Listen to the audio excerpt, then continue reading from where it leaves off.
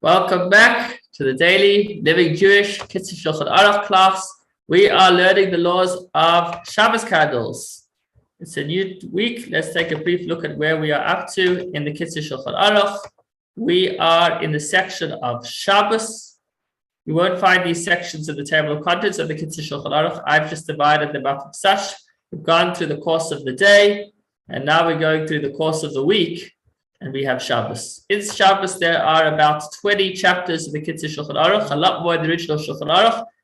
We started with section 72 that spoke about the importance of Shabbos, giving some work to be done before Shabbos, embarking on a journey. And finally, now we're in section 75, which deals with the laws of lighting Shabbos candles. Last week, we spoke about when to light Shabbos candles. In the Kitzur Shulchan Aruch, he mentioned that the candles should be lit at least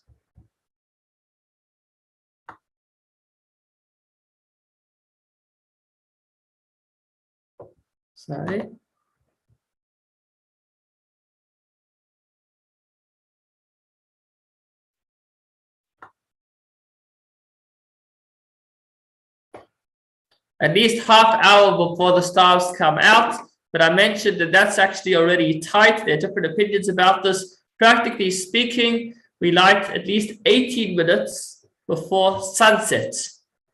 So if you didn't light by that time, then you could still light right up until sunset. But once the sun sets, it is too late, and you can no longer light the Shabbos candles without violating it.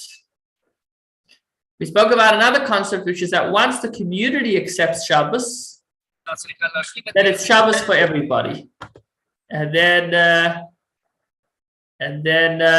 also you wouldn't be able to light Shabbos candles. And when does the community accept Shabbos? When they say the words Mizbeach Shir Yom HaShabbat just after L'Chadaydi, or in the Shulchan Aruch, Harapi brings that once they actually say Baruch Hu, that's when they have in mind to actually accept Shabbos, which is maybe 2-3 minutes or so later, depending on if they what is recited in between. Sometimes there's a kegabna. So that was it. Yesterday we spoke about the time to light Shabbos candles. So what is the actual mitzvah? How many candles should be lit? Maybe let's look for a moment at the Shulchan Aruch of the Baal HaTanya and the Shulchan Aruch, Rabbi Shneur Zalman, how he introduces the section. He says, our sages ordained that on Shabbos, every person should have a light burning in each room that he will enter on Shabbos. That's the primary mitzvah of Shabbos candles, to actually have light throughout the house. This is a mitzvah that's incumbent on every person.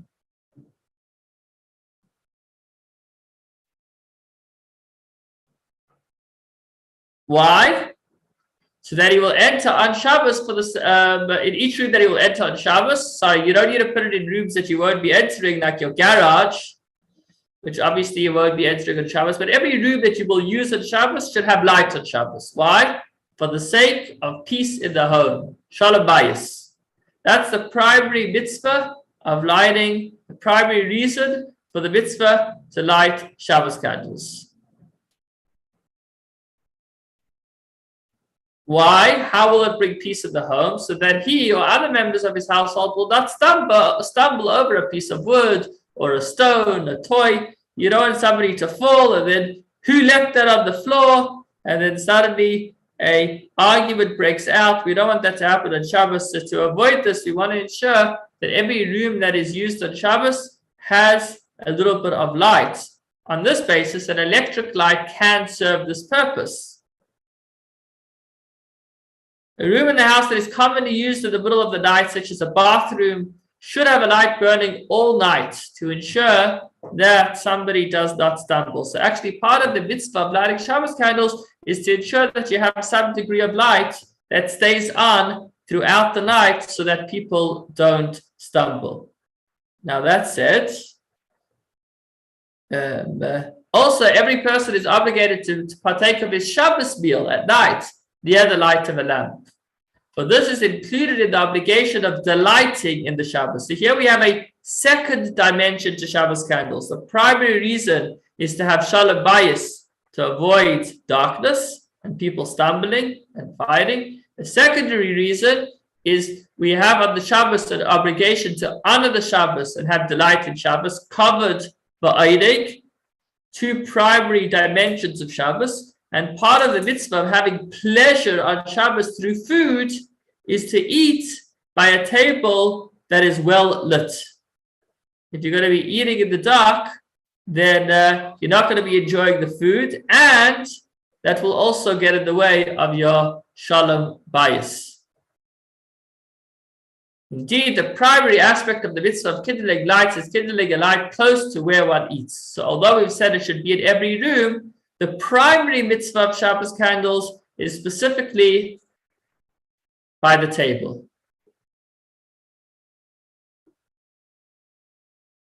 One should be meticulous to make this light attractive.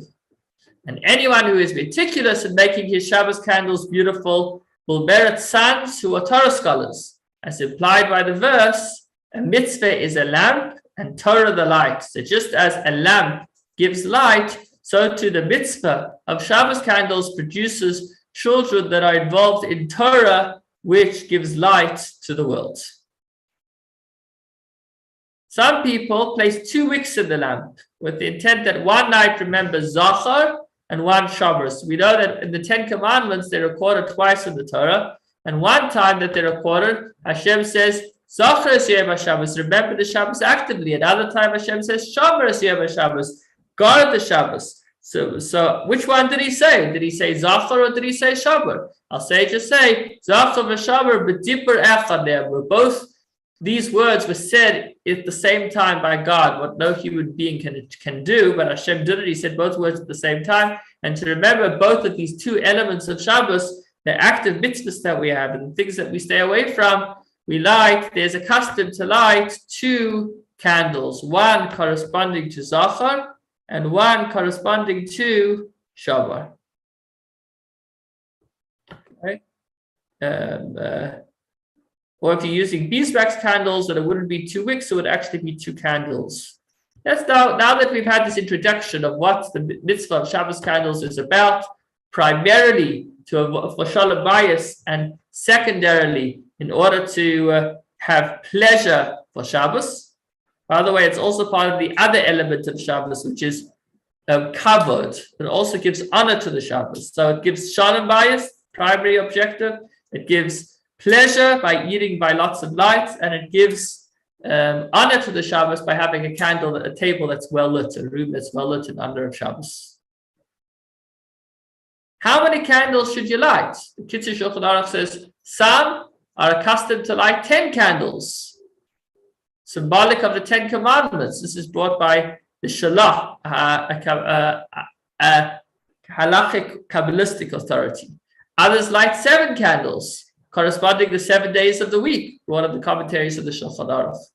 In no event should less than 2 candles be lit, symbolizing the verses as we just mentioned, Zachar and Shabbos, the 2 dimensions of Shabbos, both remembering of it actively, the positive commands, and Shabbos staying away from negative commands. In time of pressing needs, even 1 candle is sufficient.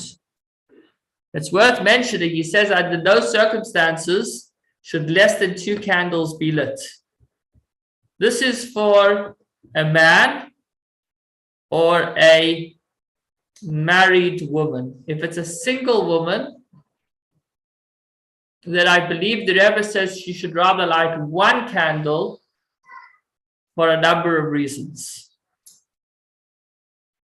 But check with your local Orthodox rabbi if there is a girl that needs to light and she is single and she's staying at home alone, ask your local Orthodox rabbi exactly what should be done. So once you have already 1 candle, you've achieved the primary objective of Shabbos, which is to have light in the home. But under regular circumstances, there should be at least 2 candles. He doesn't mention here, some have accustomed to light for each member of the household a candle. So the 2 would be for the Zachar and Shabbos, as well as husband and wife, and then additional candles for all of the children. Or I should say the 2 represent the Zachar and Shabbos, and then the candles, additional candles for the children. How long should the candles be? Long enough to burn at least until after the meal. So the candles should be long enough that you actually use their lights by the Shabbos table. So now we're going into winter. When Shabbos comes in at around 5 p.m., if you're going to Great Park, for example, where the davening only begins at 6 and you'll only be getting home closer to 7, so if you get 2-hour tea lights, many of the tea lights are only 2 hours, then you might not actually have them in time for the meal. So ideally, you should buy 4-hour tea lights so that you'll actually have the candles burning throughout the meal, especially in South Africa where you might be struck with load shedding, and then you'll very much appreciate the lights, as we did, I think, last Shabbos, or the Shabbos before last. And you should endeavor to buy the best candles, for our Buddha said, he who habitually practices the lighting of Shabbos candles, who endeavors to buy the best ones, will have sons that are Torah scholars, as we mentioned before. It is therefore fitting for the woman to pray at candle lighting time, that the Holy One, blessed is He, grant her sons who are bright in the study of Torah. So that's a special time for the woman to pray when she lights the Shabbos candles. The Shabbos candles themselves, candles producing light, is a time to pray for children that will also produce the light of Torah, and for her to daven for whatever other brachas that she so desires. Prior to lighting candles, it is good to give some tzedakah. So every day we give tzedakah before we daven, but obviously we're not going to be able to give tzedakah on Shabbos because money is muktzah, but it is appropriate before lighting Shabbos candles to give tzedakah as well. This is brought by the Shulchan Aruch. A woman who has trouble raising her children, who has no children at all, should recite the Haftorah of the first day of Rosh Hashanah after lighting the candles. So it's a time that she can daven to Hashem to have children. It is good if she understands what she is saying, and she should say it with concentration. So again, candle lighting is a specific time to daven for children. It is a mitzvah done in its perfection to light with olive oil. Olive oil is the best. But even the oil we commonly use that is called luminol is kosher, but amongst other oils, there are some that are not kosher. Regarding the wick too, it is best to use cotton, flax, or hemp, for among other materials, there are some that are not kosher. Does he say what the issue is? The issue of other oils is that it might either not catch well, or then you might want to play with the fire in Shabbos and violate the Shabbos in so doing. It's also concerned of strong smells or dangerous, hazardous materials, which could have a negative impact on your Shabbos and on your safety. And in our country, we are accustomed to light with candles of tallow, which are kosher. By putting a piece of fat onto a vessel, inserting a wick into it is forbidden for the purpose of candle lighting. Could only be used in the form of candles where it is drawn well into the wick, but you may not use it as you would use oil, because in that form it is not drawn. It doesn't get pulled, sucked after the wick. Doesn't get drawn after the wick well. One who lights the candles must light them until the fire ignites most of the wick protruding from the candles. You should actually hold it there until most of it is lit. The same applies to candles made from tallow. The fire must ignite most of the wick that protrudes from the candles, meaning from the oil. So we've discussed when to light the candles. We've discussed how many candles to light. We've discussed how long the candles should burn for. And we've discussed what material should be used for the candles. Finally, what about the bracha? It has already been established that the bracha for all mitzvahs is said before the mitzvah. Whenever we do a mitzvah, first we make a bracha and then we do a mitzvah, just like before you eat. First you make a bracha and then you have your bread. So too, before we partake of one of Hashem's commandments that He's gifted us with, we first bless Hashem, thank Hashem for that mitzvah that He has given us. An exception is made with regards to Shabbos candles. Why? Because when the woman lights the Shabbos candles, she ushers in the Shabbos. And since the bracha is the beginning of the process of the lighting, which ushers in the Shabbos, if she would first make the bracha lahadlik dershel Shabbos Kodesh, then it would be that she's already begun to bring in the Shabbos. And once we said that Shabbos is something that a person is able to bring in himself, right? Certain things you can't change. You can't decide that something that's not holy is holy under regular circumstances. But when it comes to the Friday afternoon, Hashem says that we're able to take the mundane and make it holy. So since the lighting of the Shabbos candles is what brings in Shabbos, even if it's still an hour before Shabbos, so by the woman making the bracha, she begins to usher the Shabbos, and then she would no longer be allowed to light the candles. Therefore, first she lights the candles. But what do you mean? The bracha needs to be made before you do the mitzvah. So in order for the bracha to be said before doing the mitzvah, she covers her face with her hands so that she doesn't see the candles. She makes the bracha and then removes her hands and looks at the candles. And in so doing, it is like she's saying the bracha before lighting the candles, because she's not benefiting from the candles until after making the bracha. And we do this on Yom Tov too, just not to differentiate. Even though on Yom Tov you would be allowed to light a candle on Yom Tov from a pre-existing flame, we keep the same order. The important candles in which the Shabbos is welcomed are those that are on the table where the meal is served, because we said you should have lights throughout the house, but the most important candles are the ones by the table. And therefore she should light them last.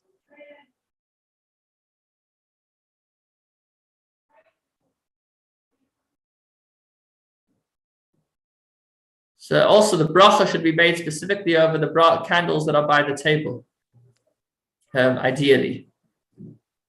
And in a time of need, as when she has to immerse herself in the mikveh, or she needs to go to a chuppah, or for other important matters, she may light them with the stipulation that she is not yet accepting candles with the lighting of the candles, not yet accepting Shabbos with the lighting of the candles, and then she would be able to make the bracha before the lighting. In this regard, even a mental reservation is sufficient. So this is another interesting concept. By default, the moment a woman lights the candles, she accepts Shabbos.